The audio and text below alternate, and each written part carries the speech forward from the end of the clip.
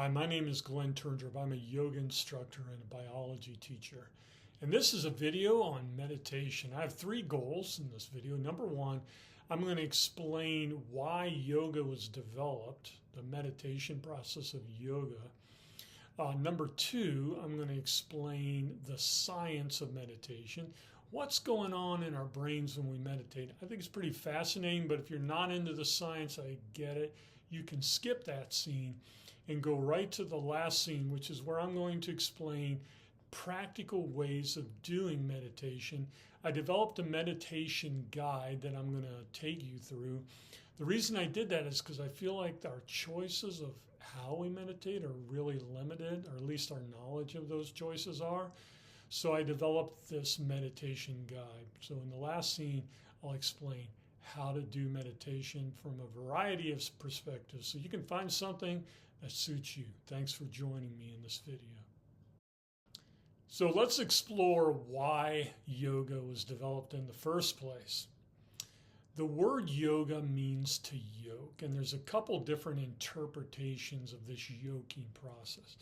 First interpretation, you can think of it sort of, to use this analogy, it's kind of like the rider of a chariot harnessing or yoking himself to the horses to harness the power of the horses. So the idea is that we yoke the mind through the meditative process and we harness its energy. The second interpretation is the idea that we want to yoke our awareness to the greater awareness that's around us. You might say, what is that? Well, to the yogis, it was the Purusha. And this is an article of faith. I don't know if the Purusha is true.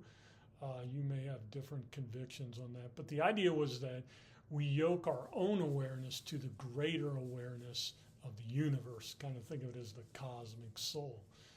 And meditation is the process by which we yoke and we realize our oneness with this greater consciousness.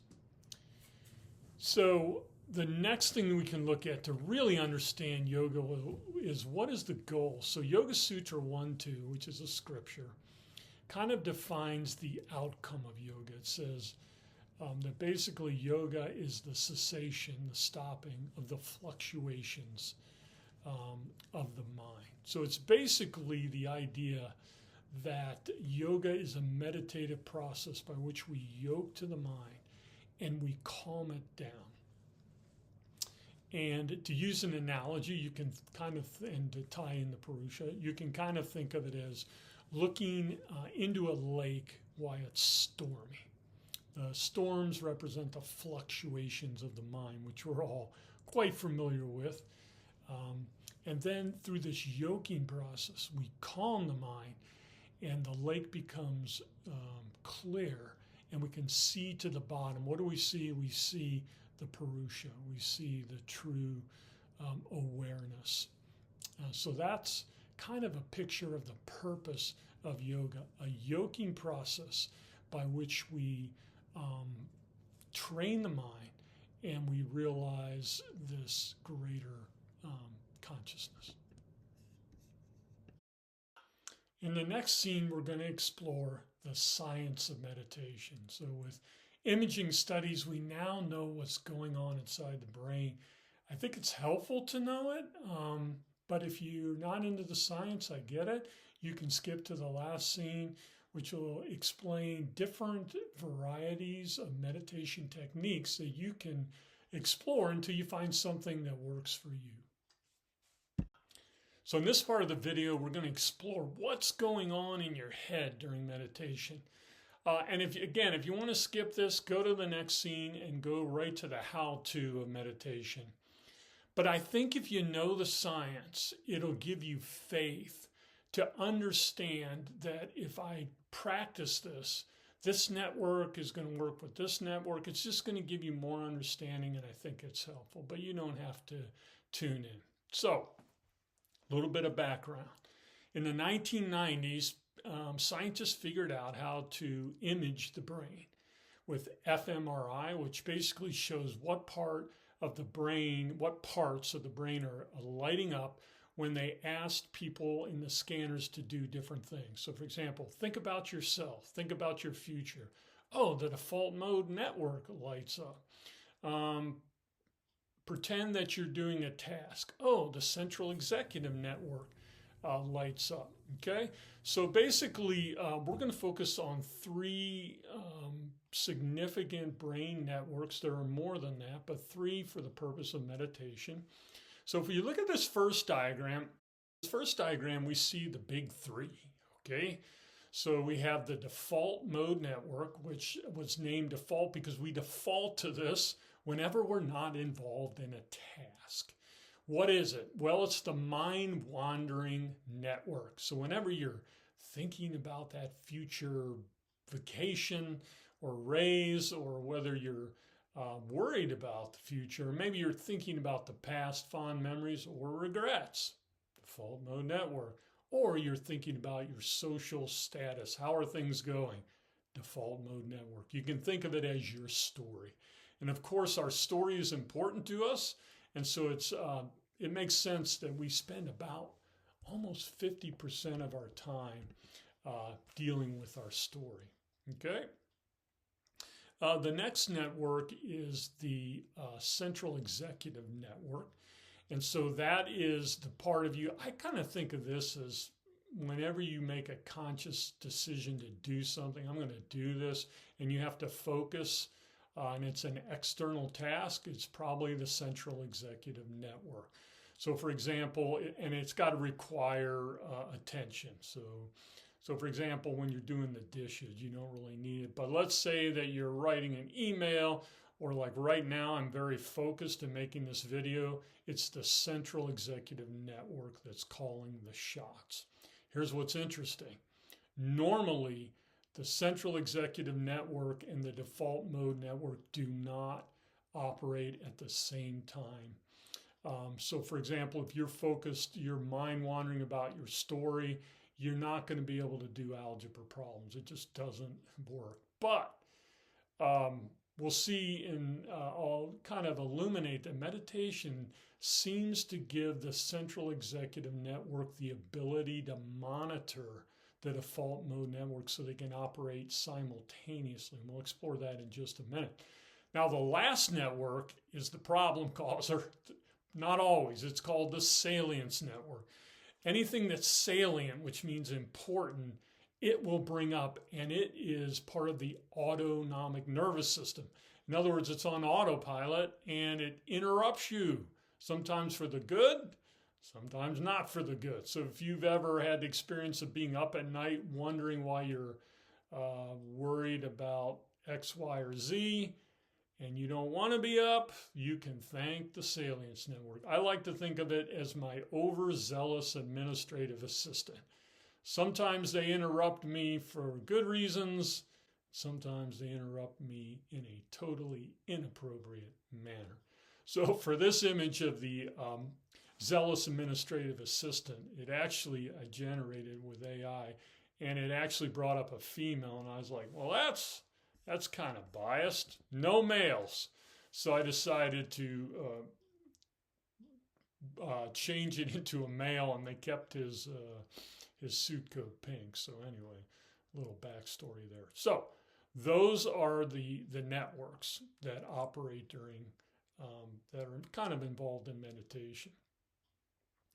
So next, we're going to look at three analogies that were developed by attention scientist Dr. Amishi Jha. She's one of the experts in the field, and she was hired by the U.S. military to figure out what's the minimal amount of time you need to do meditation on a daily basis to improve your attention, and she whittled it down to 12 minutes.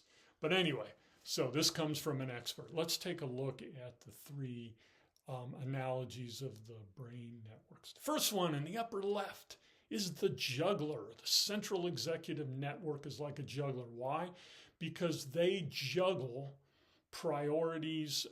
They're basically sorting priorities. What needs my attention now? That's the juggler.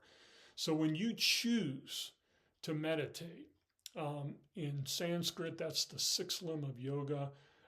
It's referred to as dharana in Sanskrit. When you make that choice, that's the central executive network that's kicking in.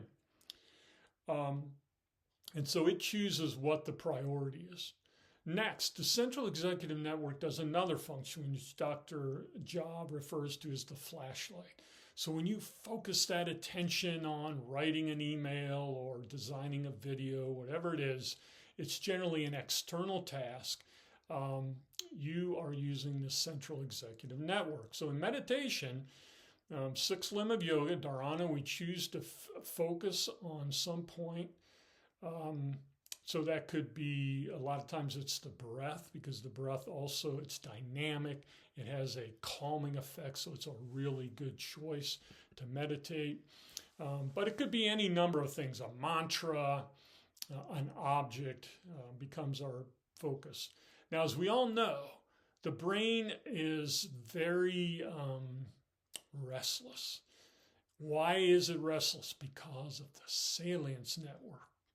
So our administrative assistant will bring things to our mind that it thinks are important. Now, if you look in the diagram, so in the lower left, you see my analogy, or Dr. Jha's analogy, of the motion detecting floodlight, which all of a sudden illuminates a thief. Is that important? Yeah, it is pretty important. So the salience network is scanning your internal state for pain, emotion.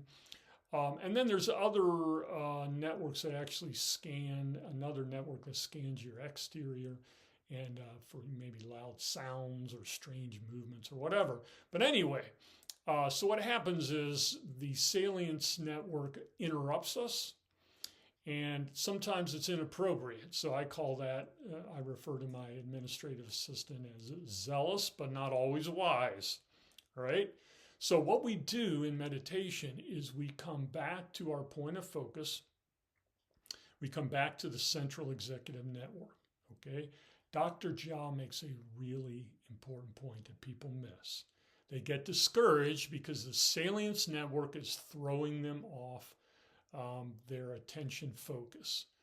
That's normal. It's automatic. It's not your fault. But here's the good news. When you re-engage the central executive network and refocus, you have strengthened the whole system. So you can't lose unless you quit.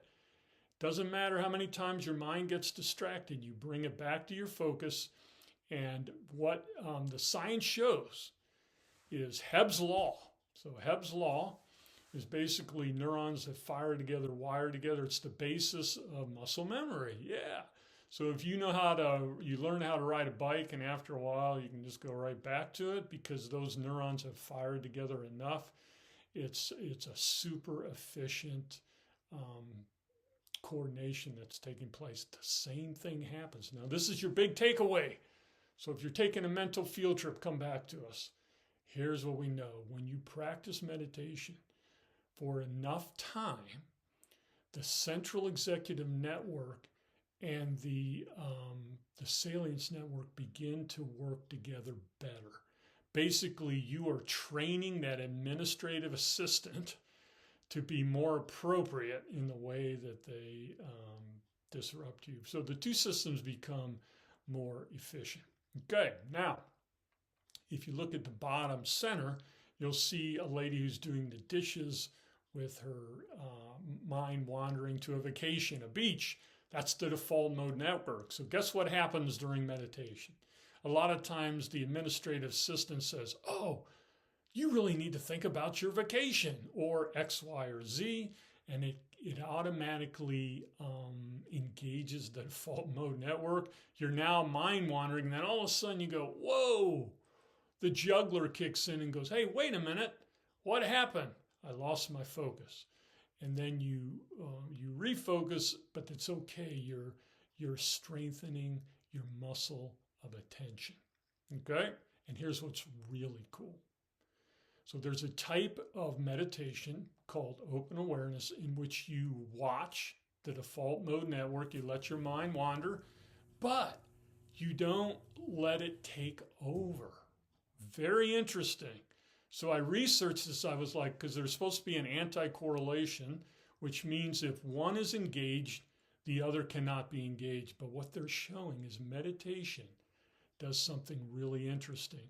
It overrides that tendency, and you gain the ability to actually watch and monitor the default mode network, which I think is really powerful because you don't want to always be there, right? You don't always want your mind wandering. Wow, that's super powerful. Okay? So the whole point is we have these three networks that operate during meditation, and they're always operating, right? And if you realize what's going on and you realize, hey, I just need to refocus, then you can keep up with your meditation practice and not get discouraged. Now, another interesting thing is that the seventh limb of 8-limb yoga is called dhyana, which is continuous meditation absorption. And we know that this makes total sense, because what happens is with time you become better and better at meditation. And they've even seen this with experienced yogis with fMRI scans. It gets easier and easier and becomes more like muscle memory. So you don't have to keep getting interrupted. Super powerful stuff. So we can see that the yogis were tapping into these networks. They didn't know what they were back then, but now science has confirmed what they explored. Okay, so in the next section, I'm going to give you some really practical types of meditation that you can do so you can find something that suits you and is engaging. So in this last section of the video, we're going to explore the how-to. How to take your mind to the gym of meditation.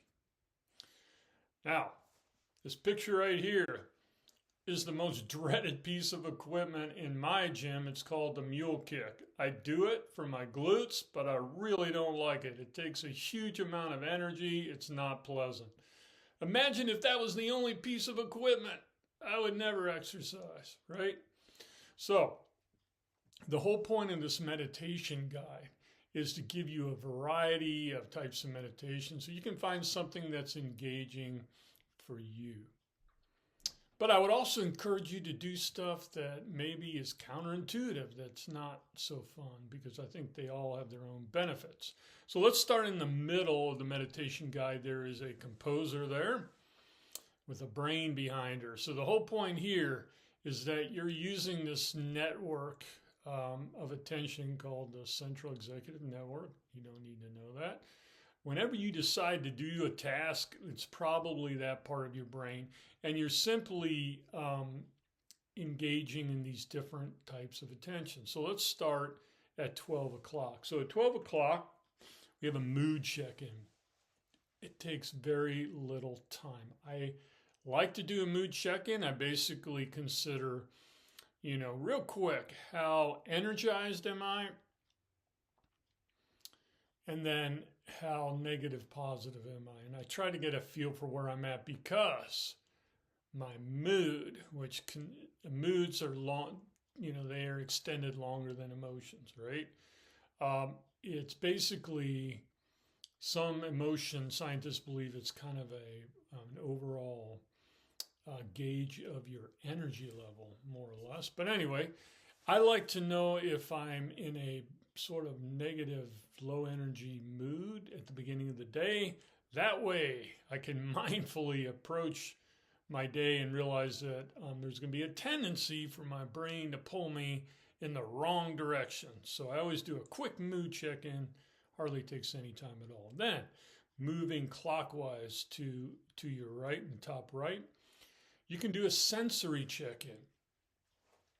So one way you could do this is, I like to pair it with coffee personally. So you can pair it with something that's enjoyable, so you're more likely to do your meditation practice. You could eat a meal mindfully, engage in the smell of the food, take time to taste it, etc., etc. I like to do this with coffee. I close my eyes and I focus on the smell of the coffee, the taste. And then as I close my eyes, sometimes I do a little sound check-in. I just listen to the sounds. So it's just, you're just engaging with the exterior, the sensory perceptions.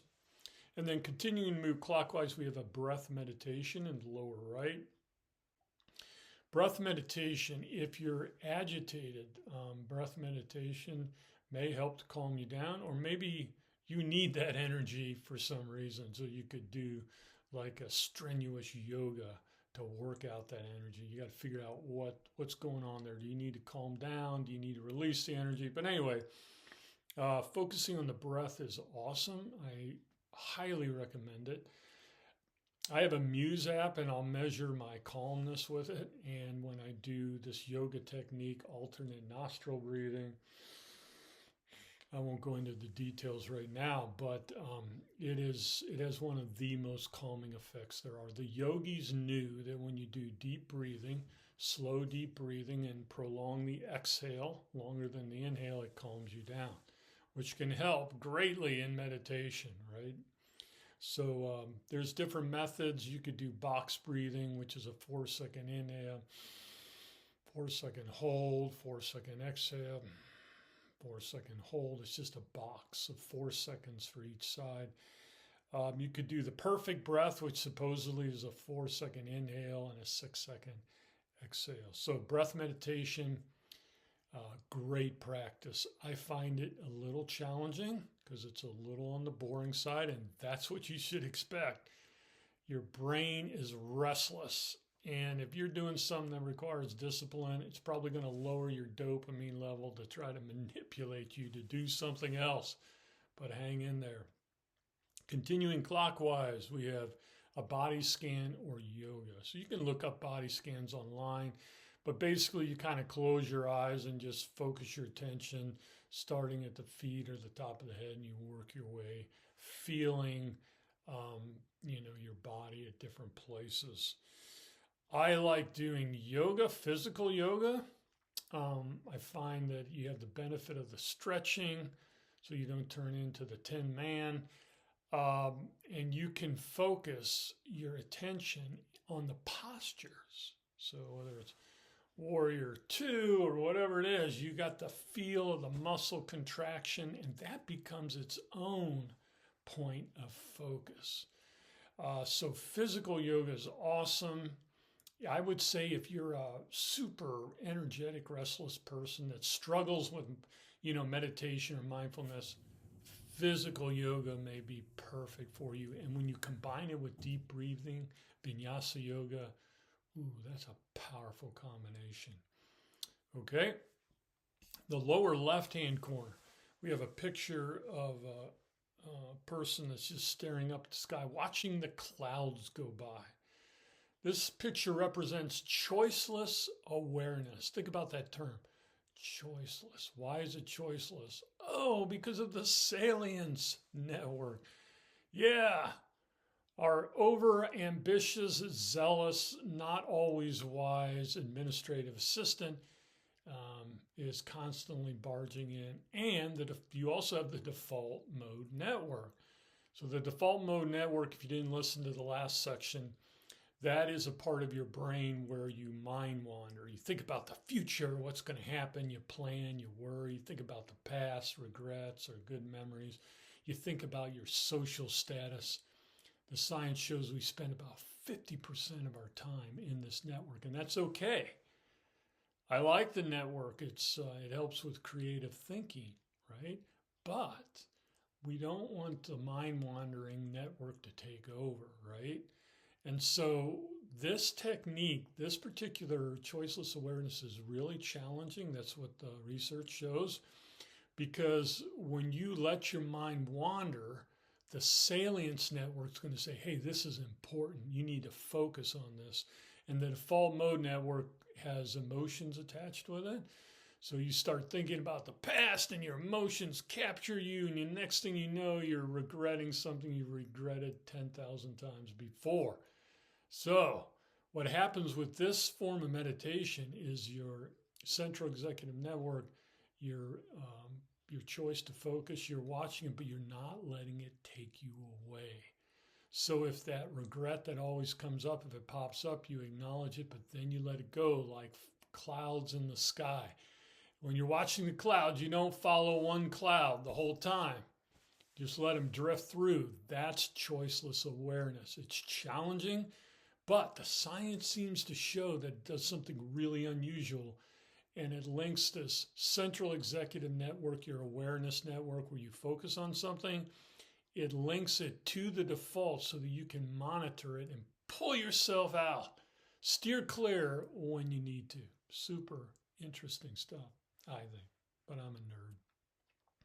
Moving, continuing clockwise, our last one is meta-awareness is one of the terms that a tradition uses, Eastern tradition, or you can think of it loving kindness meditation.